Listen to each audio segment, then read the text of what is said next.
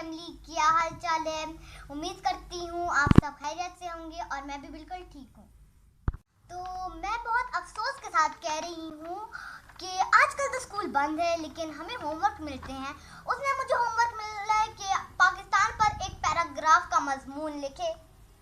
तो मैं क्या लिखूं, मुझे कुछ समझ ही नहीं आ रहा। ये लिखूं कि पाकिस्तान में बड़े बड़े पहाड़ हैं, लेकिन पाकिस्तान के लोगों के दिल बहुत छोटे हैं। ये लिखूं कि पाकिस्तान में ज़ैनब और मरवा को किस चीज की सजा मिली।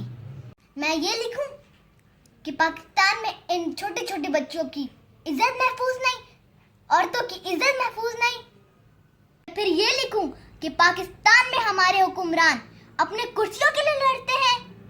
फिर मैं ये लिखूं कि आज़ाद होते हुए भी हम घर से बाहर नहीं जा सकते, या फिर कोई जालिम दरिंदा आके हमें उठा के ले जाए, किडनैप कर ले। ये कैसी आज़ादी है? हम आज़ाद होते हुए भी घर से बाहर नहीं निकल सकते। माँ डरती है, हमें घर से बाहर नहीं छोड़ती। कायदे आज़म ने क्या ख्वाब देखा था इस मुल्क के लिए? खुशी का ख्वाब देखा था ना।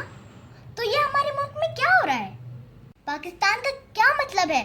पाकिस्तान का मतलब क्या? ला इलाहा इल्लल्लाह।